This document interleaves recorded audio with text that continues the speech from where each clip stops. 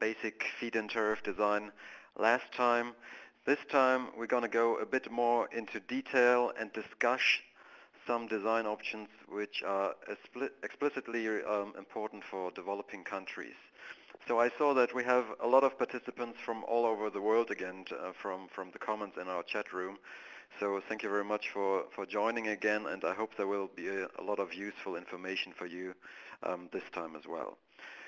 Looking at the agenda, I actually want to tackle the case studies that were mentioned before by looking at different feed-in tariff design options, which we haven't talked about in session 3.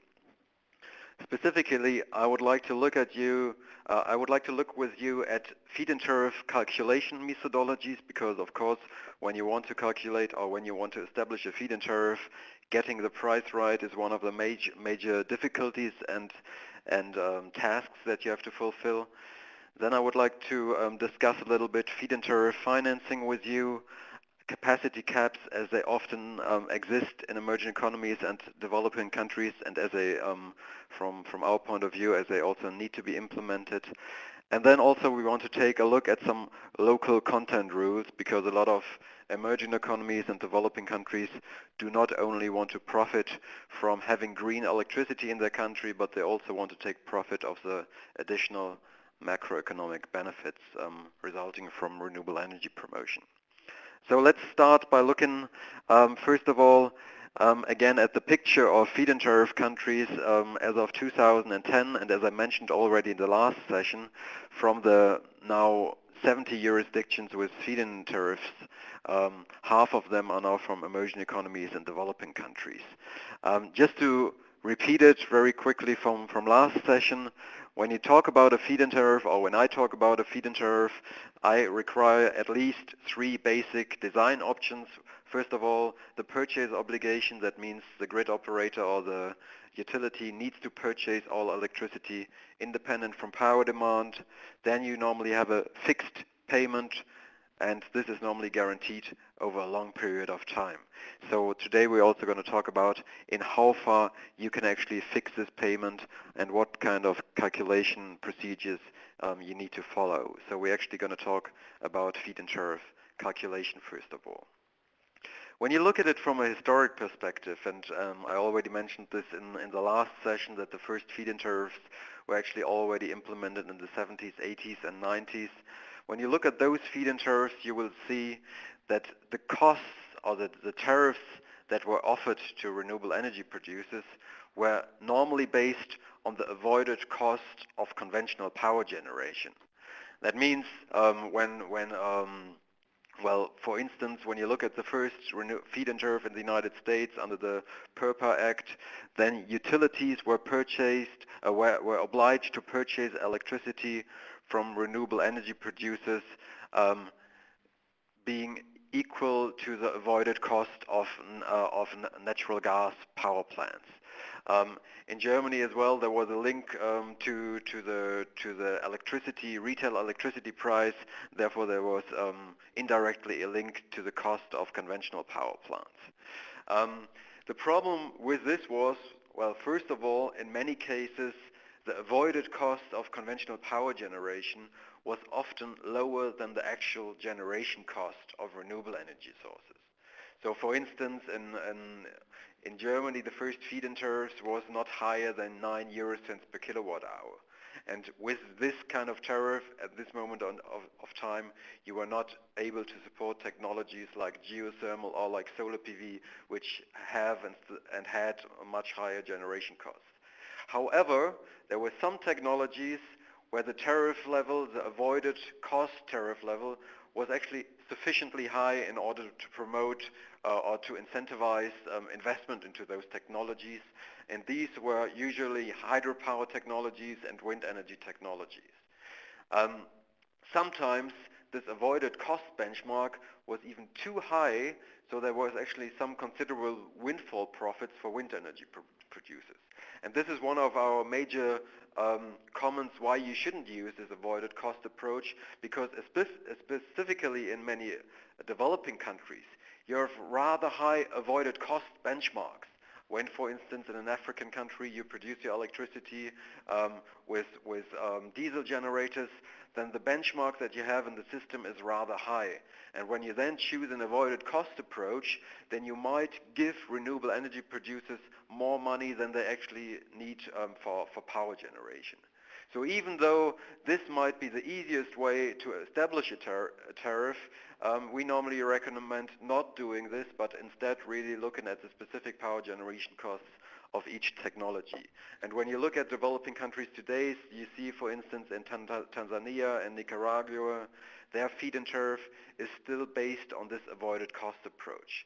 However, most feed-in tariffs around the world, also in developing countries and emerging economies, are now based on the actual power generation cost. So what legislators do is, well, make an estimate on the power generation cost of solar PV, of wind energy, of geothermal, then have a little adder, so-called reasonable return rate that you also need to offer in order to incentivize investment, and then you can have technology-specific tariffs reflecting this power generation cost plus a reasonable rate of return. When you do this calculation, then of course you have to take a number of different factors into account.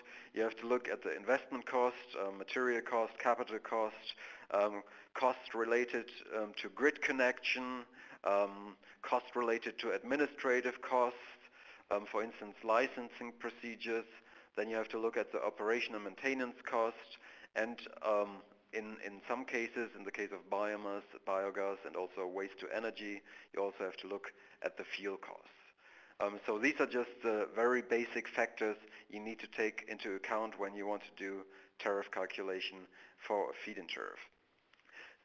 We actually benchmarked all the tariff models or all the tariff calculation models that are currently available, and there's actually pretty large similarities.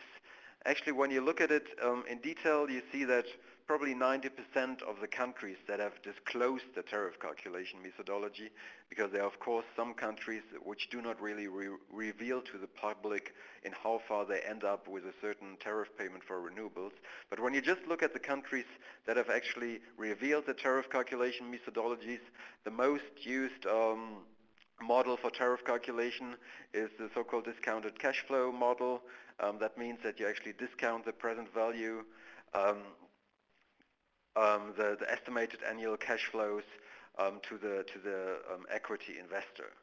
So that means that you actually look at all the expenditures that you will have over the lifetime of the power plant. That means in investment cost, but also operation and maintenance cost, and then you discount it to the present value, and then you end up with a certain tariff payment per kilowatt hour, which is essentially what a feed-in tariff is.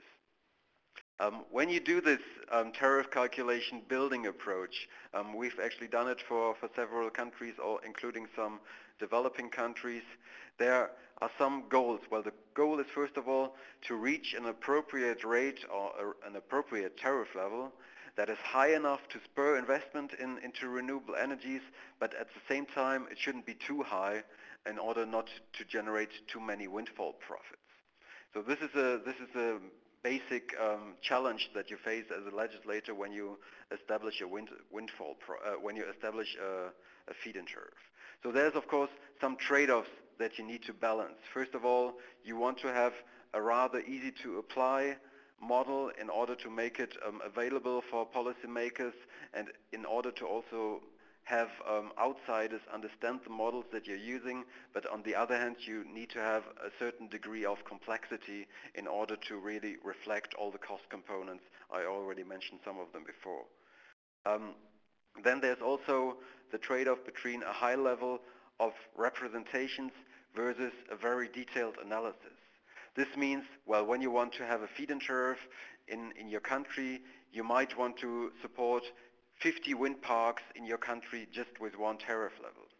So on the one hand, you need to have a tariff level which reflects the cost of all of these 50 wind parks, which are maybe at different locations, at different heights, with different wind speeds, etc.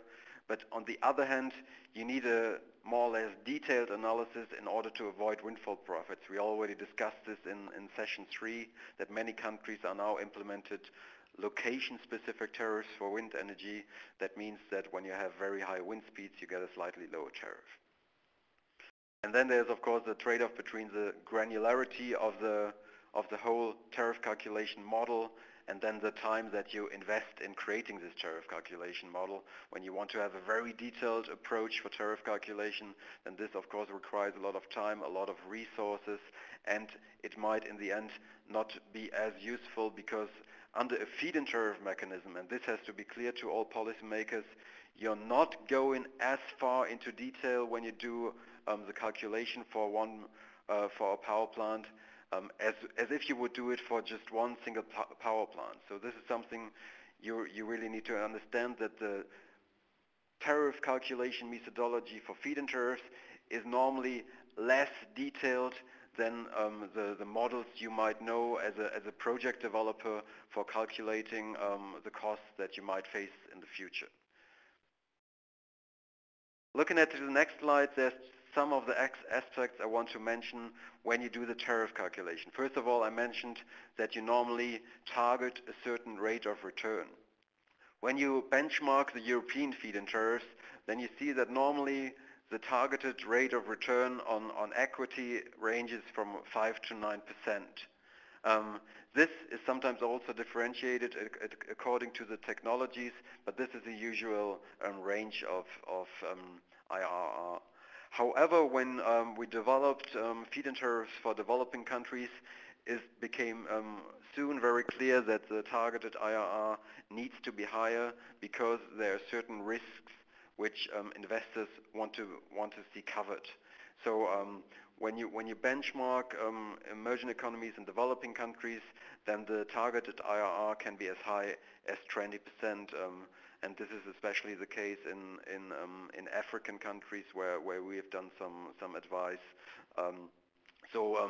In order to get this rate, you also have to do some research on what other industry branches in a given country have for usual return expectations, what kind of other infrastructure project, what kind of return expectations.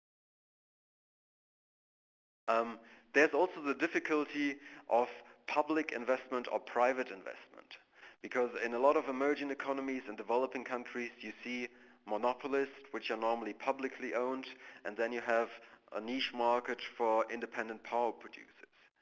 However, the public utility often doesn't need to make many profits, even they often operate in many countries with making many losses. However, when you want to trigger investment from independent power producers, they need to get a certain rate of return, otherwise they won't do any investment. So this means that when you do the tariff calculation, you also have to make a trade-off between, well, what could the utility do, what kind of return rates would they probably expect, and then what kind of return rates would an independent power producer, maybe coming from a different country, coming into our country in order to develop a wind power plant, what would be their expectations? Maybe you would even want to have different tariff levels for your national utility than for independent power producers in order to take these differences in the expectations of the internal rate of return into account. And what is also recommended is that there should be some similarity between the profitability for renewable energy producers and then power plants in the conventional energy sector. Your country, your gas-fired power plant operators normally have return expectations of 10 or 15%, then the expectations in the case of renewables should not be much lower, because otherwise you will have difficulties managing the energy transformation towards renewable energies. This is actually a nice graph. I hope you can still see it a little bit. A nice graph from a report from Deutsche Bank Research, which shows you a little bit why expectations on returns are higher in developing countries than they are in the developed world. So you have some technology risk, you have some political risk, You have some legal framework risks, counterparty risks. That means who is going to make the tariff payment for you? Is he going to go bankrupt over the 20-year period? And then in addition to this, you might even have some currency risk, which we also talked about already in the last session. So when you add all this up, you see that the IRR expectations in developing countries can easily be higher than 20%, which explains the differences that I just mentioned with the European. It is also interesting to look at the assumed capital structure. When you do some benchmarking in the European countries, you see that the debt equity ratio is normally ranges from 9 to 10 to 70 to 30%. In Germany, for instance, the tariff calculation for solar PV assumes 90% debt and just 10% equity. In the Netherlands, when they calculated their tariffs, they assumed an 80-20 share, and in Ontario, they used a 20-30 share. This might also be different for different technologies, as it is the case in Germany, for instance, for geothermal, where you have a higher technological risk. In Germany, you also have a higher requirement of equity, and this is taken into account by the tariff calculation. South Africa has disclosed their tariff calculations. They're also using, or they were using a 30-70 share before they actually abandoned their feed-in tariff program. I was also doing a workshop in Nigeria at some point, and we did some interviews with potential investors, and there they told us that the required share of equity might be as high as 40 or 50%. So once again, in developing countries, you need to make some research in order to really figure out what the share should be for when you do your tariff calculation. I think this is sufficient for the moment. Of course, you also need to look at the interest rate of debt. This is normally also higher in developing countries than it is in the US and in European countries with feed-in tariffs. And what is also important to look at is a debt term. That means the duration when you in which you will have to pay your debt to the bank. Normally, this is aligned with a tariff payment duration. That means when you have a 20-year tariff payment duration for feed-in tariffs, then in many cases you assume a debt term of 18 years. That means you have a little debt tail of 2 years where you can still make some profits. However, this might also be different in developing countries because local banks or national banks might not give you credits which have higher or longer debt terms than 4 or 5 years.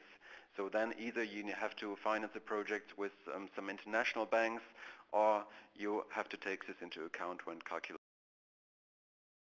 Tax treatment is also has also been taken into account when calculating tariffs. You can either have pre-tax calculation or post-tax calculation.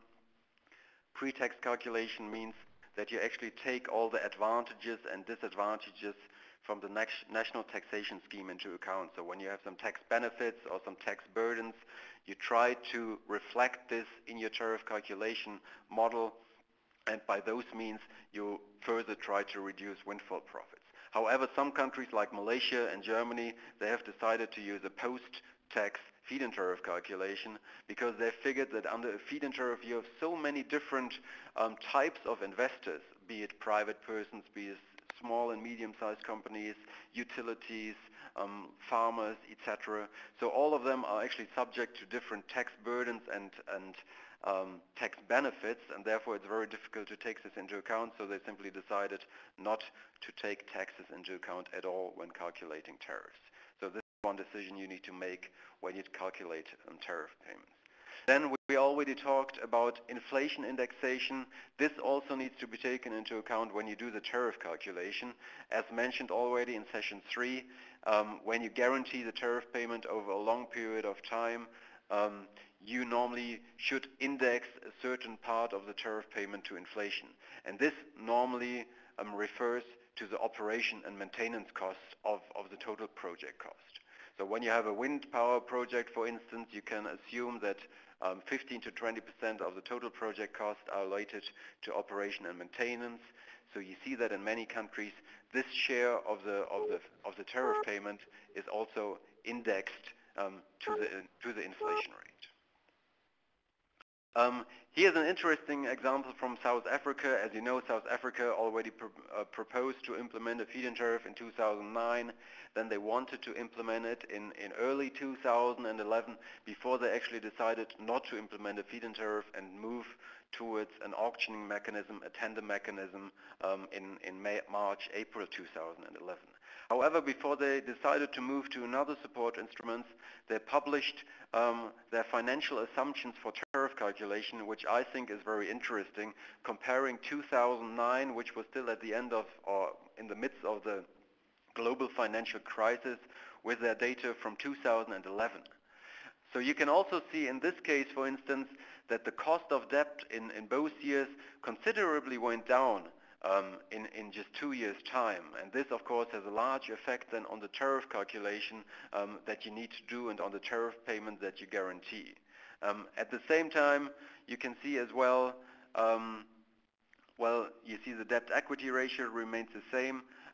Inflation also went down, which also has an implication for the tariff level. So when they recalculated the tariffs in 2011, they actually figured out that the tariff payments they now would have to offer for wind energy or other technologies would be much lower. So this shows you as well that this type of calculation needs to be updated rather frequently. Here's some of the assumptions for tariff calculation in Malaysia. You see, for instance, the internal rate of return that they assumed is also different for different technologies. You have slightly higher rates of return for biomass and solid waste because you have some risk associated, which is associated with the provision of fuels, that means of biomass resources and of waste resources, whereas you don't have this in the case of solar PV.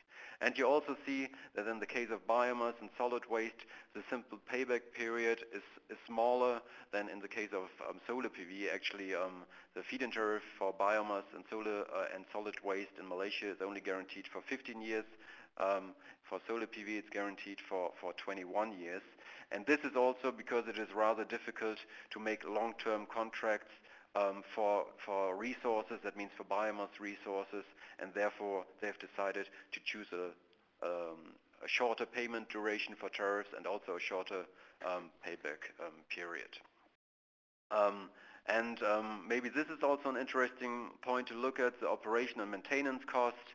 As you can see it here, in many feed-in tariff calculation models, they are actually expressed as a share of the capital expenditure. So you just look at the total capital expenditure and then you say, okay, about 11.4 or about 11.3% of this are actually related to operation and maintenance every year, and this is then taken into account by tariff calculation models. Germany also frequently, every 3 years in their so-called progress reports, they publish some of the data they use for tariff calculation.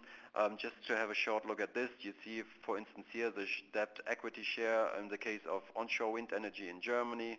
You see the assumed interest rates, the tariff payment duration, inflation rate, and then the installed cost per kilowatt, which differs from good locations where you have a lot of wind from bad locations where you have less wind. And then the annual operation and maintenance costs are not expressed as a share of the capex as in the case of Malaysia, but here they're actually expressed in euro cents per kilowatt hour. So this is all. We could talk about tariff calculation costs methodologies for another 2 hours, so I just want to give you some information of potential tools you might want to use. First of all, there's of course the red screen model, which has been developed by the Canadian government. This is probably one of the most used and most well-developed tariff calculation models, not only for feed-in tariffs. It is actually mostly used for calculating the cost of single power plants. So it is rather specific and includes a lot of information which you can enter into the model. I actually prefer the CREST model from NREL, which has been published in 2011, also with cooperation of my colleague Will Rickerson, and they actually developed a more simple model which you can use. But it has to be noted that you would actually have to adopt these models to your national context, because as I mentioned before, you also need to take the tax burdens and investment incentives into account. So normally each country, each developing country has still to build their own Excel spreadsheet in order to do the this is just one screenshot of the CREST model. So you can see here that you can simply fill in all the different cost components we have previously discussed, and then you can go on a link below and calculate the tariff that you would actually have to pay in your country. And the CREST model also shows you some cash flow slides that you can see how the cash flow actually evolves over the full period of tariff payment, which is normally as I mentioned, we could still talk for hours on tariff calculation. I want to move on now to feed-in tariff financing, which is also different in developing countries in comparison to the more or less standardized feed-in tariffs as you can see them in the developed world. Here's just one example of how feed-in tariff financing works in Germany, for instance. As you probably know, the feed-in tariff in Germany is financed via an increase of the retail electricity price. That means when you're a renewable energy producer, you get your grid access, you get the tariff payment from the distribution system operator. They then pass on the cost to the transmission system operator. They pass it on to the supply company, and in the end, it is a final consumer paying for the now several million renewable electricity producers that we have in Germany.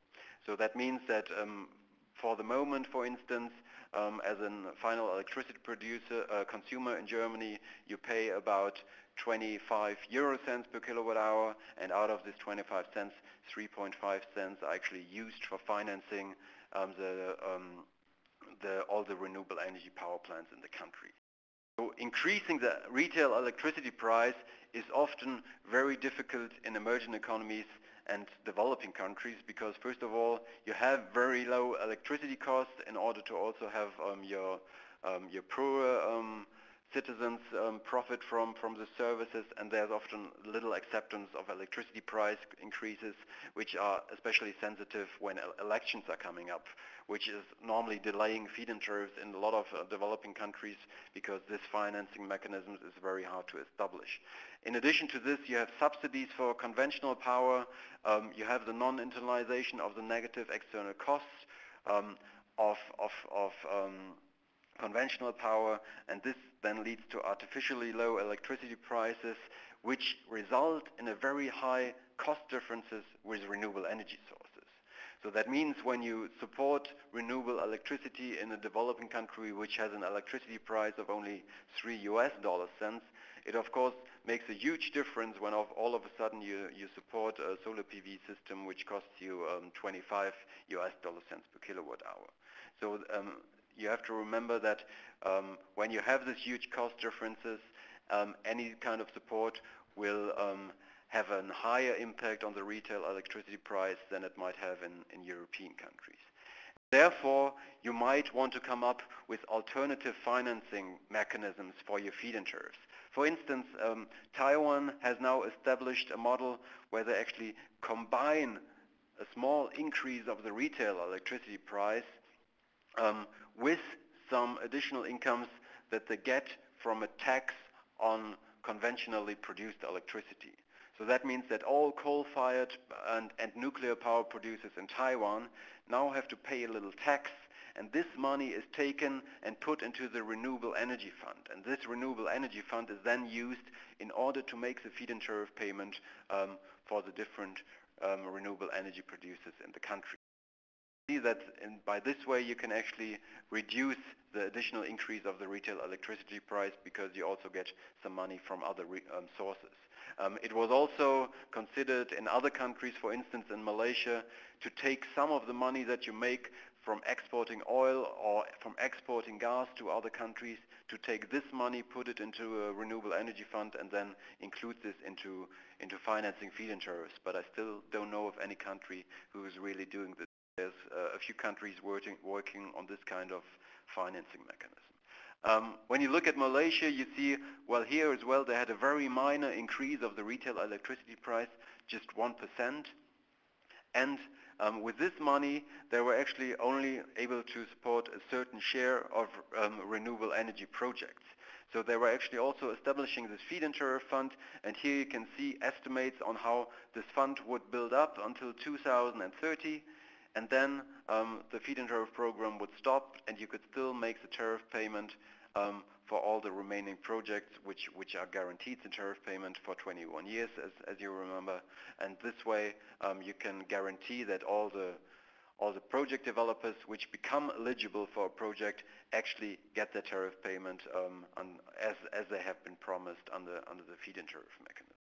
This, of course, requires some calculation on what is, first of all, what is your target in the country, how much newly installed capacity do you actually need in order to reach this target, and then how much money do you need for this, and then how far do you need to increase the electricity price in order to provide this money for financing then the feed-in tariff.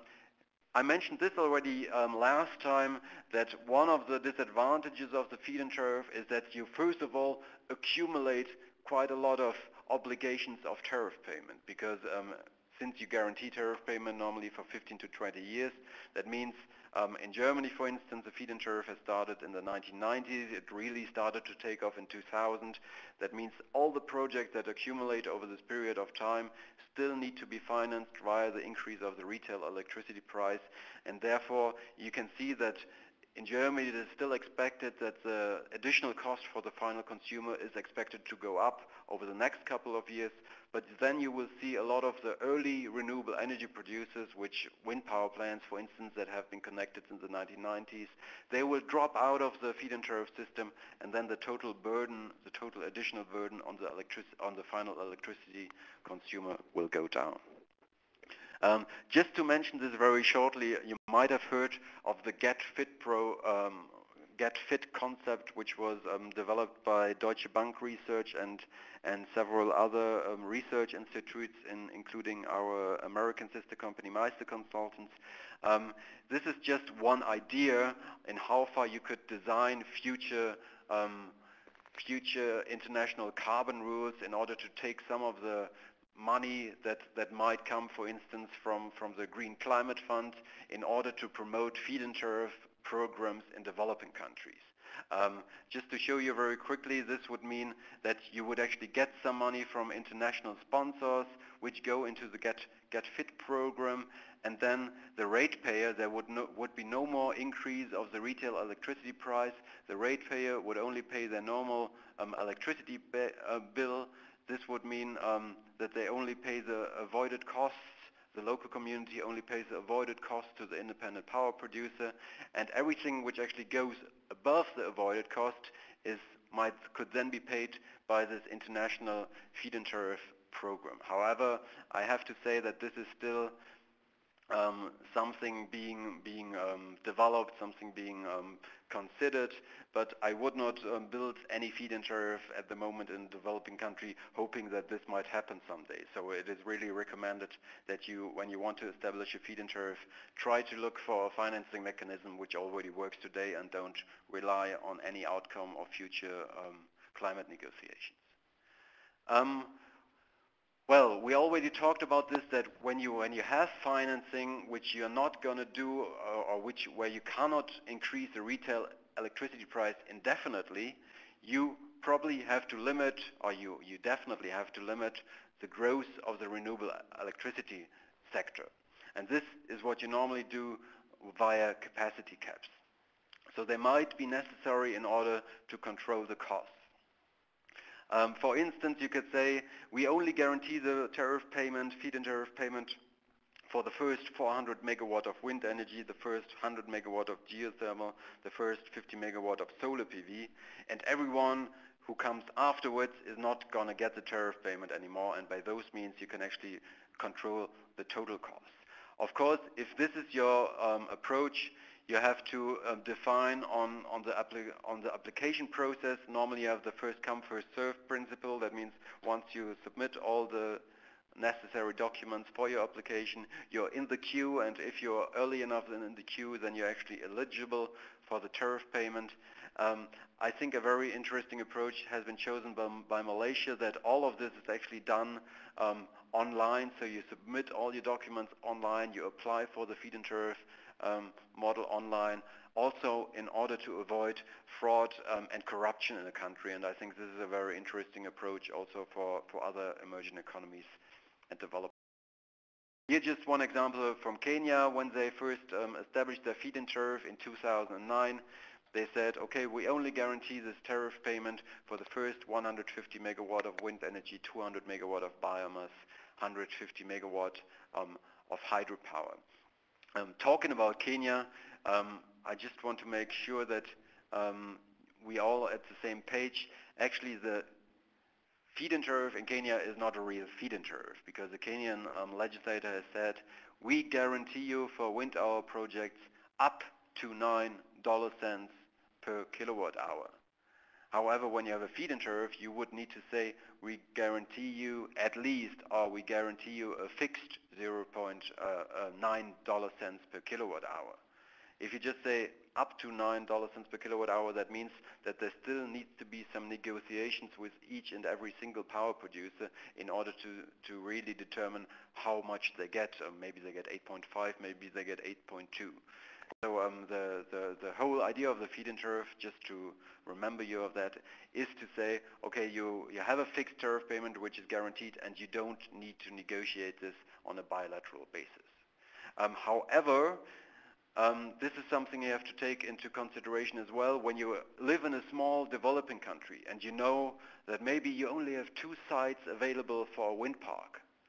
Then it might not really make sense to establish a full-scale feed-in tariff, because it might just make more sense to take a bilateral approach or a case-by-case approach, look at each one of the sites that are actually available for wind energy, and then fix tariffs individually for each project. So it really also depends on the amount of or the number of projects you want to plan for in the future on whether it makes sense to establish a feed-in tariff or not.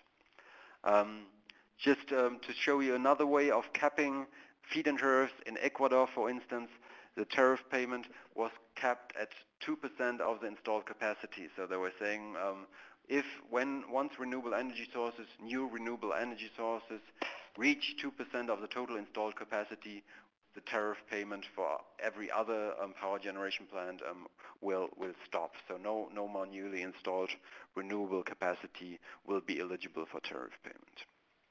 In Malaysia, they have gone even further, and they have provided annual quotas for each technology. For instance, in the case of solar, you can see here in 2011, the feed-in tariff only applied for the first 9 megawatt, and then it is slightly increased over the next years because it is expected that the cost for solar PV is going down.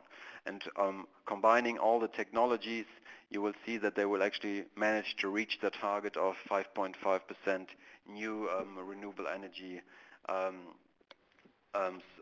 share by 2015, I think it was, yes. For some technologies, Malaysia goes even further, and they have subdivided it into quarterly shares.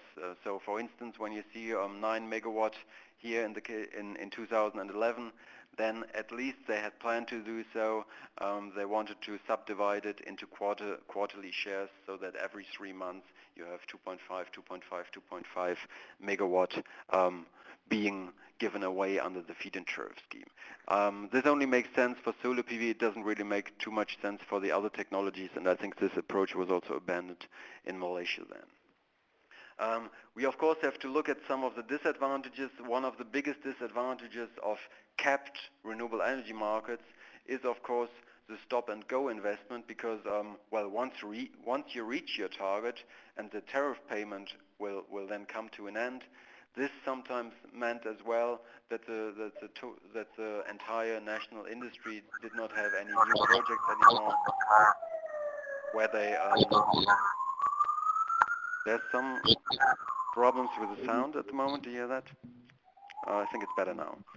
And therefore this might also lead to some unsustainable market growth. So it is very important to actually have a good cap in place. That means it should be a long-term cap, and it should give a clear signal to the industry on how much you can invest over time. And this is why Malaysia, for instance, has decided to have this annual shares that are allocated. So they have a 2015 target, and instead of just handing out everything in the first year, they said, no, we do it step by step, year after year. A certain share is actually going to be handed out via the feed-in tariff mechanism. Last but not least, I want to look with you at some local content requirement. As you probably know, many emerging economies and developing countries are not only trying to use renewable energies in order to get a greener electricity mix or to diversify the energy mix, they also want to benefit from the macroeconomic benefits such as job creation, for instance. There are some interesting cases on local content. Just as a reminder, even some of the now very established countries like Spain have used local content requirements in the early 1990s, which to a certain extent also explains their very strong role in the international market right now. And you can also see that these schemes have existed in a number of emerging economies like China, India, Argentina. Ontario is probably the most well-known case of local content requirement. Malaysia has also implemented this, and recently as well Italy in the case of solar PV. As I mentioned before, they want to take advantage of some of the positive macroeconomic effects, and they normally do this by two possible ways. First of all, you can have a real requirement on renewable energy producers to produce a certain share of all equipment in the country. There's an interesting case in the province of Chubut in Argentina, where they actually issued a law already in the 1990s trying to establish a wind energy industry. And this also included some local content which was increased year after year. So you see in 1990 they expected 10% of wind turbines to come from Chubut, and 30%, 60%, 80%, 100%. So by those means they were trying to attract wind power producers to actually come to their province to have a manufacturing plant over there and then profit from the local content. However, the tariff payment that was offered in Argentina and in Chubut was far too low, so no local industry was established at all, and this in combination with the local content requirement actually led to the fact that there was no wind energy development at all. So this actually shows you one of the dangers also of local content requirements, that they actually, first of all, in many cases they make your products more expensive because you cannot really profit from the experiences that other countries have made over the last 20 years. And secondly, it might also slow down market growth because you cannot simply import your manufacturing goods. You actually have to wait until someone builds a factory in your country and starts producing all the equipment in the specific region or in the specific country. This is why you normally see this step-by-step increase of the local content share, as it was also planned in Ontario. In the case of wind energy, I think the requirement of 2011 was 25%. In 2012 it was already 50%. And in the case of solar it went up from 40 to 50% to 60% in 2011. In the case of Ontario, they actually subdivided it into different categories in order to reach the target. So if you see, for instance, in 2011 you need to have 60%, then you have to make it via different shares in the whole production process of a solar PV system. For instance, silicon that has been used as an input to solar photovoltaic cells manufactured in an Ontario refinery, you get 10%. And this actually goes along the whole value chain, and by picking these different aspects, you can actually make sure to reach the required 50%. And when you have this very strong requirement, that means when you do not fulfill this local content requirement, you're not getting any tariff payment. However, as you all know, Ontario is currently into problems because they actually are facing a trial in front of the WTO.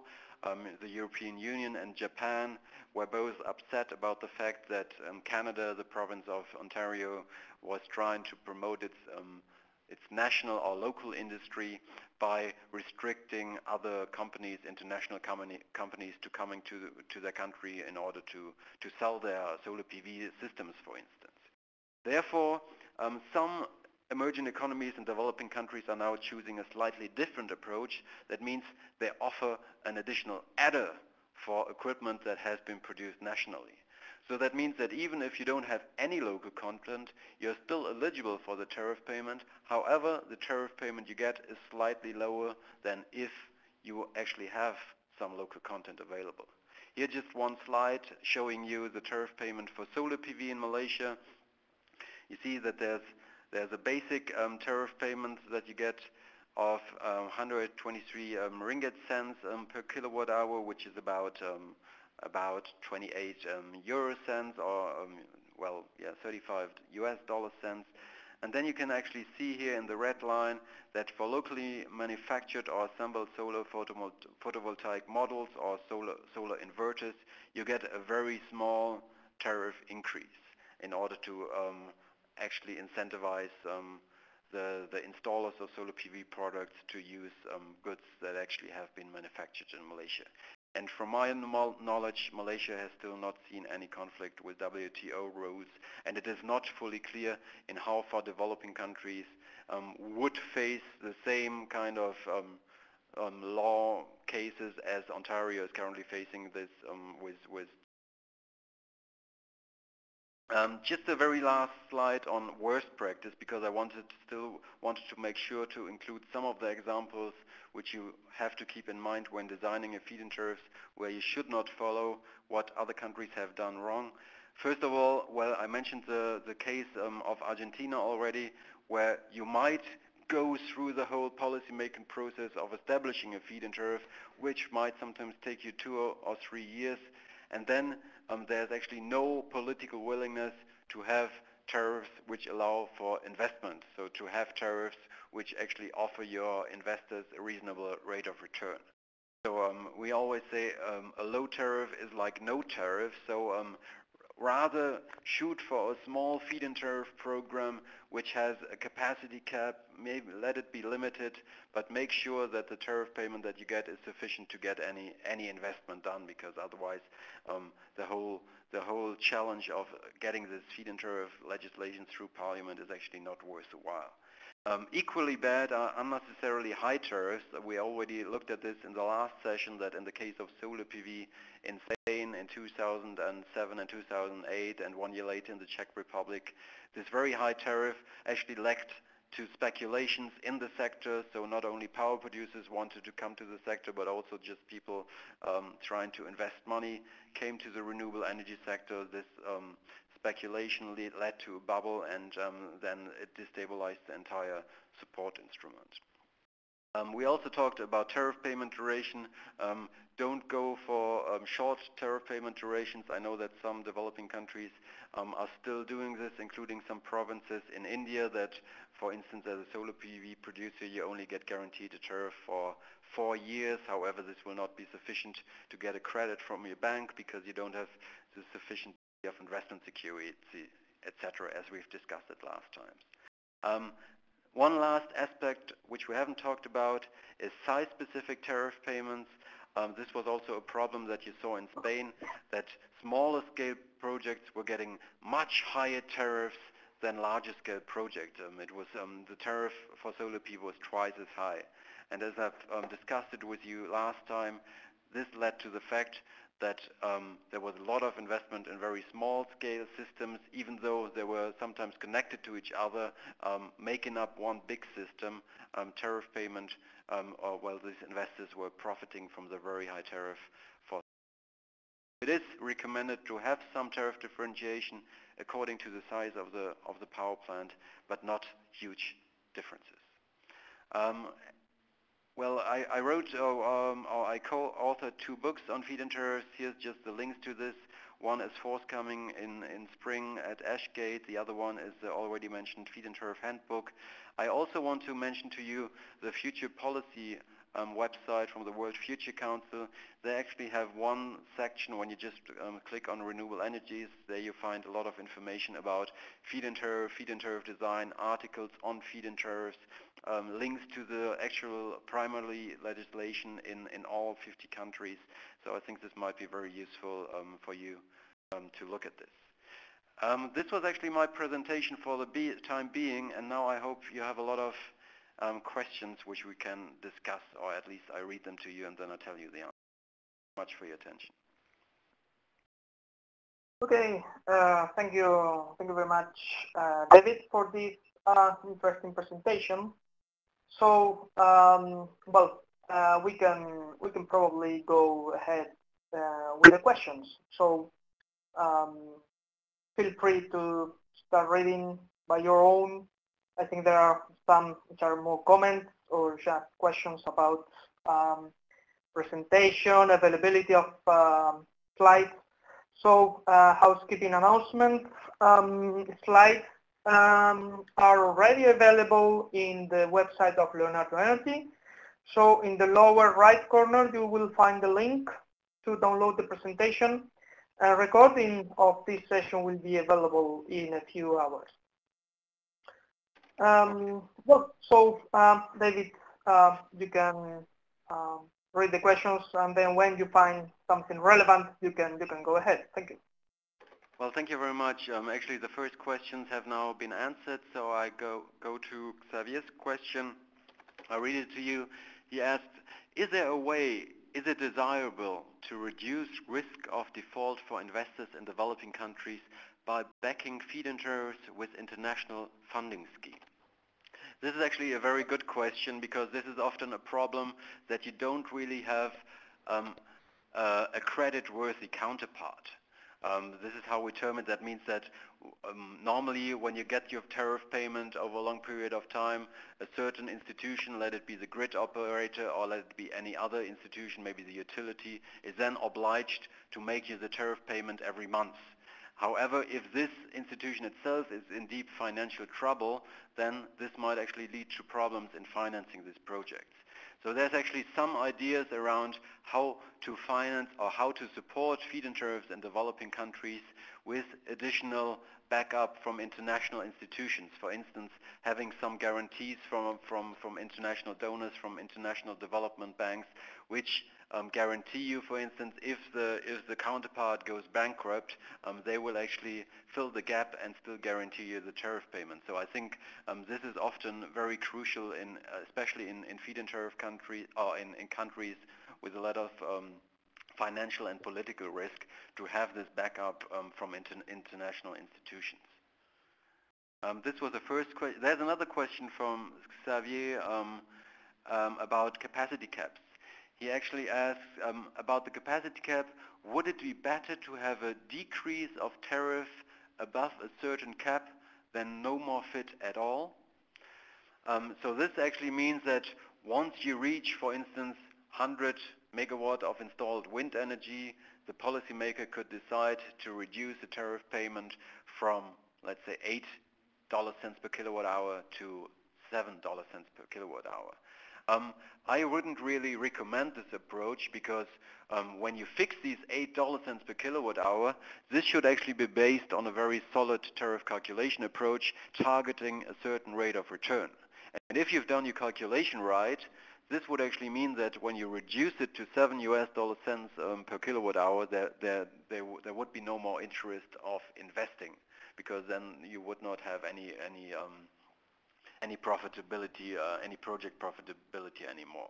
So I think it is better than automatically reducing it. It is better to have a cap, maybe start reviewing the cap before you actually reach the target.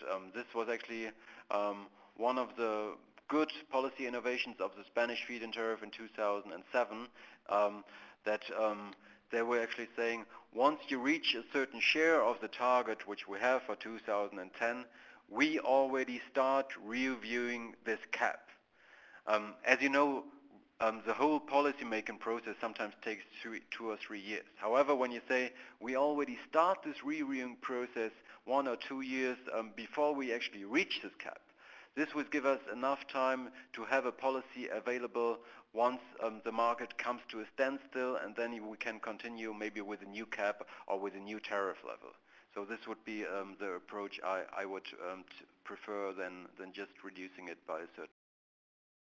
There's another question from Xavier about Kenya.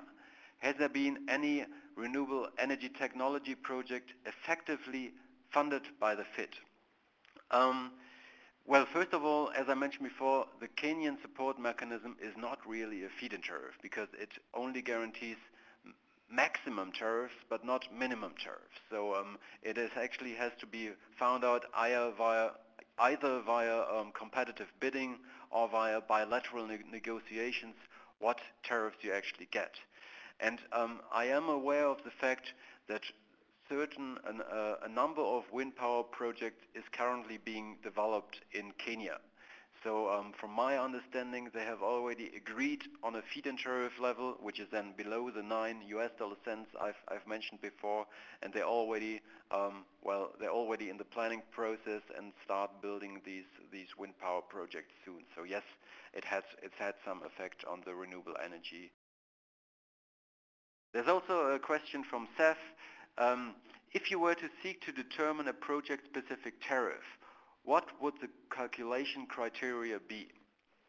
That's also an interesting question because, as I mentioned before, a feed-in tariff is not project-specific, it is technology-specific. That means that the input data you use are normally less detailed and less granular than what you would normally see in normal project calculation approaches. So what would the calculation criteria be? First of all, they would be more detailed and they would take all the aspects into account that you normally need for project calculation. I mentioned the red screen model. When you have a look at the red screen model, you see what kind of components or what kind of factors you all need to take into account for making this calculation. For instance, I mentioned just very generally that there are some costs related to administrative procedures. And then when you look at the red screen model or at other models, you see that this total cost, which is related to administrative, the total numbers of things you need to cope in with respect to the administrative costs, they are then broken down into permits for this institution, permits for that institution, etc. So it is much more specific and from my point of view, too specific for calculating feed-in tariffs. There's another question from Seth. Which authority in Malaysia is responsible for creating the tariff quota approach? That's a very good question. Actually, in Malaysia, the feed-in tariff was first of all developed by a UNDP-funded project, which is called Building Integrated PV in Malaysia, MBI-PV. And this institution was last year transformed into a government institution, which is called SEDA, the Sustainable Energy Development Agency. And SEDA is now in charge of managing and administrating the whole feed-in tariff mechanisms, and they are also the ones responsible for calculating the feed-in tariffs and for establishing the quota approach. Then there's a question from Javier. Hola, Carlo Alba, está en Bolivia. That's not a question for all of us. That probably should go to the field. Fernando Nuno has a question. If I were the project developer having to face a cap, I wouldn't be sure whether I will come soon enough to get my feed-in allocation or not. How to avoid loss of time and money to project developers? Well, this is actually one of the major disadvantages of having any cap program. Well, as it is already suggested by the question, that means you want to install a solar PV system on the rooftop. You're not really sure whether you get into the project. That means you already have to go to the bank to get some of the documents to already get into the queuing line. And once you're in, you're not even sure when you will be selected. So it is very difficult to actually reduce this administrative cost, which is then in the end, of course, reducing the overall project cost and in the end reducing the whole cost for the feed-in tariff.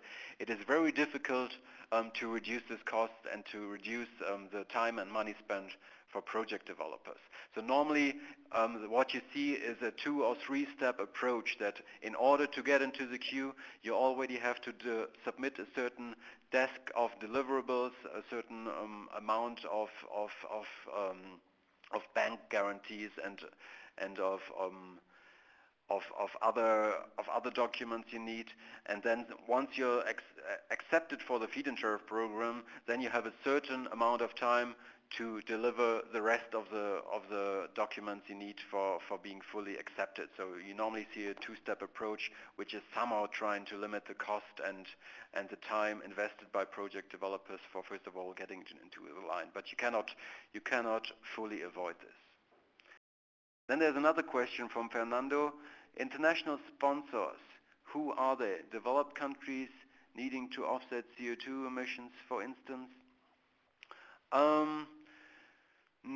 Well, when I talked about the issue of having additional guarantees, then this would not really be countries, this would rather be international organizations, for instance, the World Bank or the International Monetary Fund, etc., that they would actually issue these guarantees, or GEF issuing these guarantees to you, that in the case the off-taker goes bankrupt, you still have you still get some money from somewhere.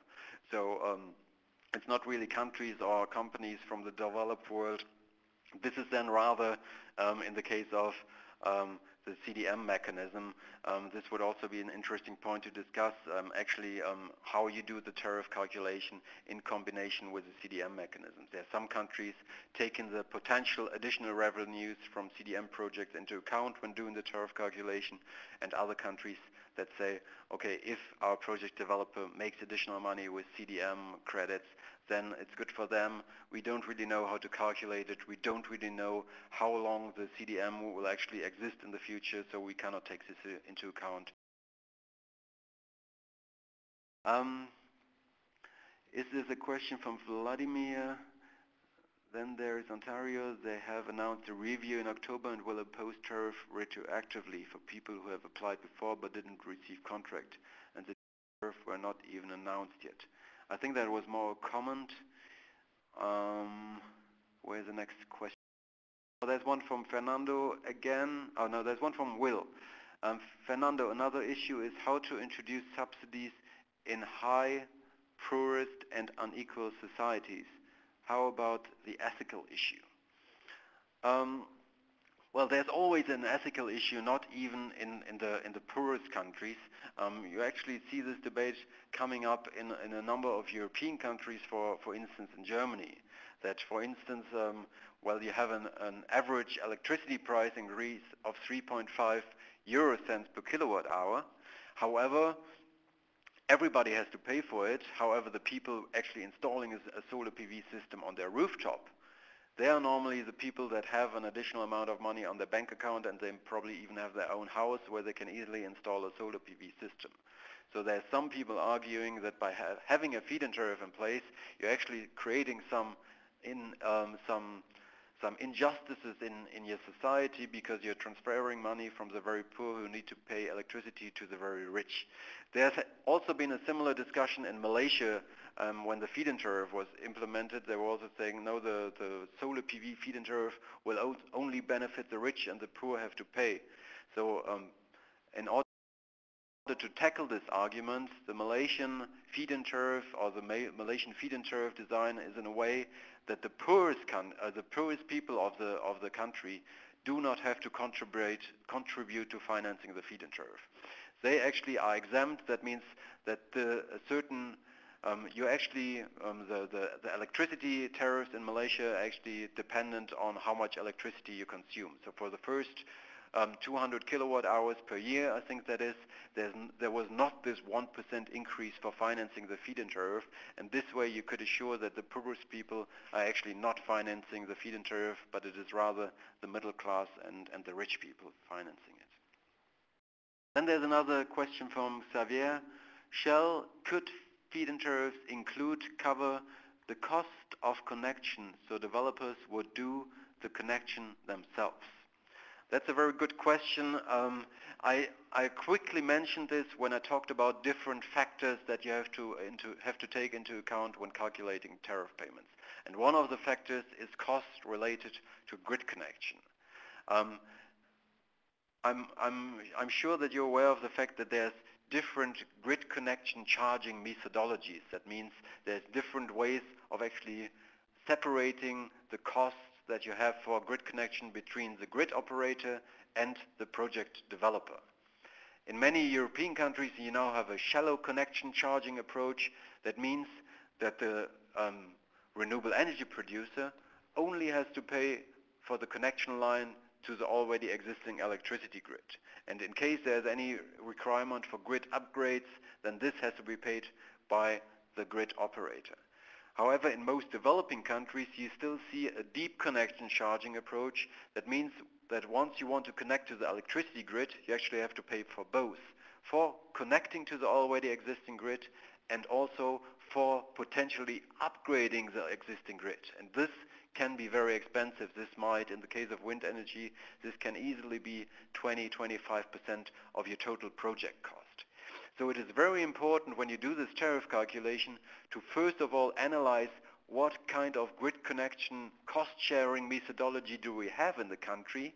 And if you have a deep connection charging approach, that means the power producer has to pay for grid connection and grid upgrading, then this has to be taken into account, has to be factored into the costs that you assume for grid connection, and this will of course increase the tariff level then, because all of these costs have to be taken into account.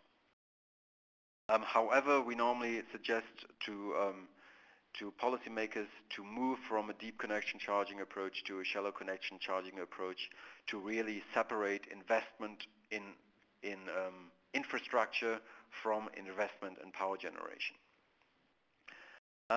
This was a question from Xavier. I'm looking further down whether there's any question marks. There is one from Adrian Daniel. What does non-internalization of negative externalizations mean? I actually meant non-internalization of negative external facts, of negative external costs. That means this is actually the whole idea of a carbon market. That means when you have a coal-fired power plant, then you have some negative external effects because it is damaging the climate, it damages the health of the people living in this area, etc. So a carbon market or a tax on energy is just trying to internalize these costs by either having this carbon market or having to pay a certain tax, and this way you create a level playing field between all technologies, coal, renewables, etc. So you're just trying to, in a nutshell, you're just trying to increase the cost of gas-fired power plants, coal-fired power plants, in order to really reflect the full cost that this technology has for the society where it is established. There's one more question from Javier. How to apply feed-in tariffs in tariff for energy projects in off-grid areas in low-income villages that currently use diesel generators with subsidies from fuels from the government? This is a very interesting question, and there still needs to be some work to be done. Actually, one of our colleagues from the European Research Center, I think she's also listening at the moment. She has tried to develop such a project already back in 2008. However, this has not really gained a lot of attention yet. So there's some ideas of how you can actually use feed-in tariffs for off-grid renewable applications.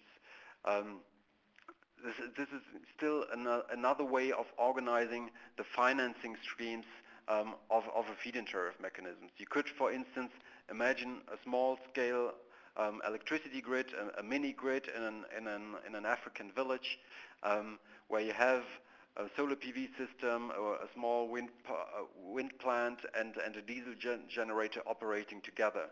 And then the solar PV producer would get the tariff payment from the community, the wind power producer would get the tariff payment from the community, and then altogether you would finance the so-called mini-grid. And there's also some ideas, because often the community doesn't have the financial means of financing this very expensive tariff payment, that you could combine this also with money from international donors or even from some national agencies which try to promote renewable energies or renewable energies in off-grid areas in any ways. So there's some ways of thinking of how you can do this with feed-in tariffs. There's some countries working on this. I know Peru is working on such a system. Tanzania has established a feed-in tariff for off-grid renewable energies. And other countries are also working on this, including Malaysia. So this is still something where international best practice needs to be evaluated and promoted. I think this was the last question. If there's no other questions, I hand over the word to the moderator. Yes, I think there are other questions. Maybe you can scroll down the list. I'm already at the very bottom. Oh wait, let me see. I think there is one from Diva Sharma about. Ah yeah, now I see it. There's a question from Divaya. She asks, there is a problem of overcapacity in the PV market presently. Can the present structure of feed-in tariffs be attributed to bankruptcy of PV manufacturing industry like Solon? That's a very interesting question, because you all know that, well, currently we have, first of all, there's a lot of capped feed-in tariffs for solar PV. That means there's only very few countries, actually it's only Germany, which allows unlimited amounts of solar PV to be installed in the country without having any capacity cap. Which in the last couple of years, in 2008, 2009, 2010 and 2011, led to huge market increases, because Germany was always the backstop market for solar PV systems of the entire world.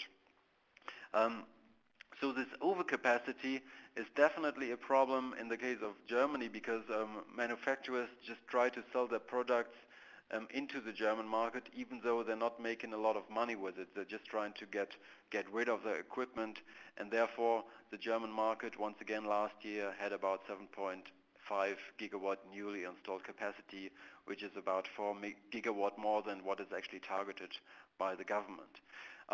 However, I don't really see in how far this affects the bankruptcy of manufacturing industry. I mean, of course, this causes a problem. The entire design of the German feed-in tariff is currently causing a problem to German solar PV manufacturers, because as I said before, the German solar PV market is a backstop market for all solar PV modules of the world. That means when a Chinese manufacturer still has some overcapacity, they try to push it into the German market, and this actually reduces the costs of the German market. And the feed-in tariff in Germany is designed in a certain way that once you have more capacity than actually targeted, the tariff in the next couple of months will go further down than initially anticipated. This way of flexible tariff digression leads to the effect that the larger the market is, the faster the tariff payment actually goes down. And this leads to a problem now for some German companies which are not cost competitive with Chinese or Taiwanese module manufacturers, for instance. It is still a question why they're not competitive.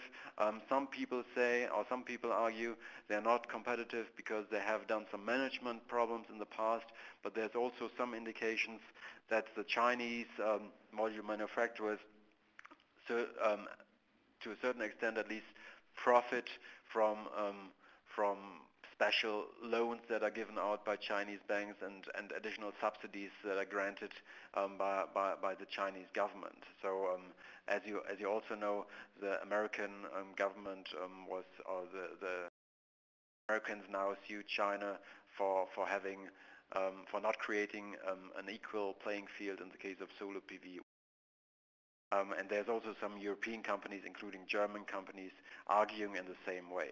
So this way you could say that this overcapacity and that the fact that the Chinese manufacturers are trying to push all the modules into the German market eventually harms smaller scale German companies like Solon and partly leads to their bankruptcy.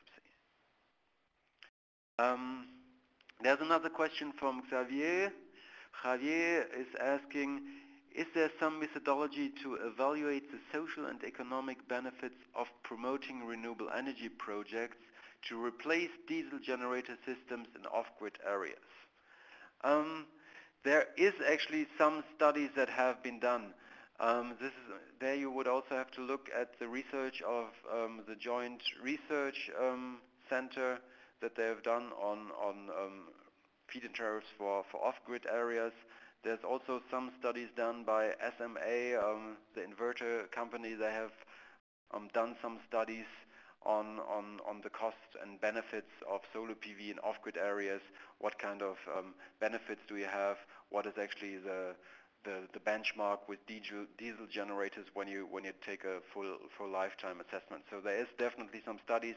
If you write me an email, I will send you some of the reports.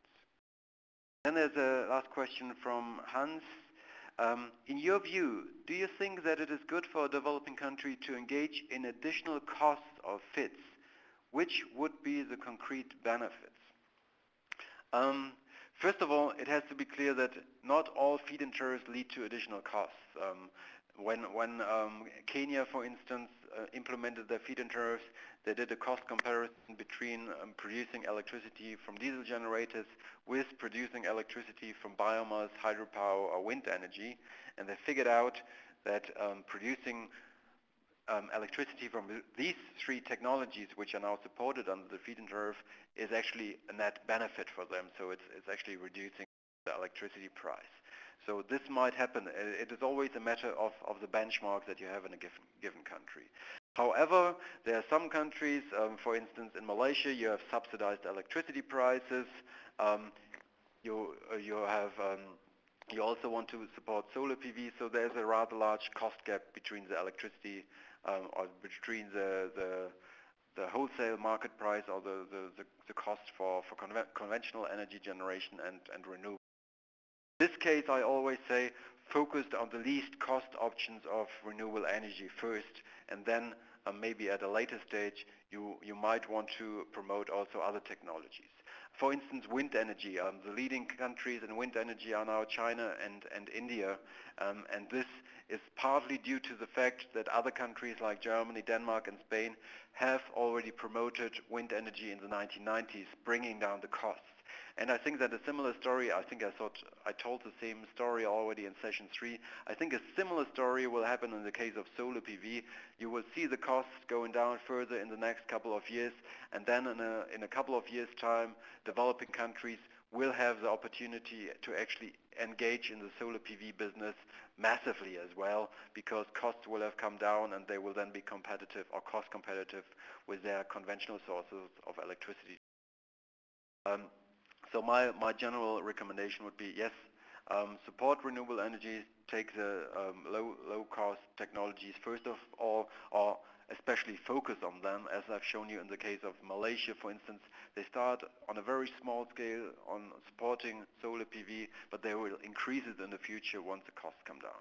This is a very, very reasonable approach which could also be implemented in. Okay, good. Thank you very much, David, for this session. Really interesting again. So thank you as well to everybody for joining today. Hope you have found that interesting and useful for your work. So we will see again in a couple of weeks for the next session. And in the meanwhile, David, I let you close the session today.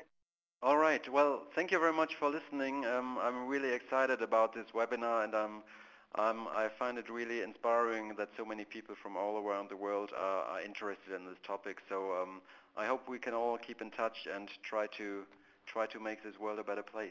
Thanks for listening. Thank you.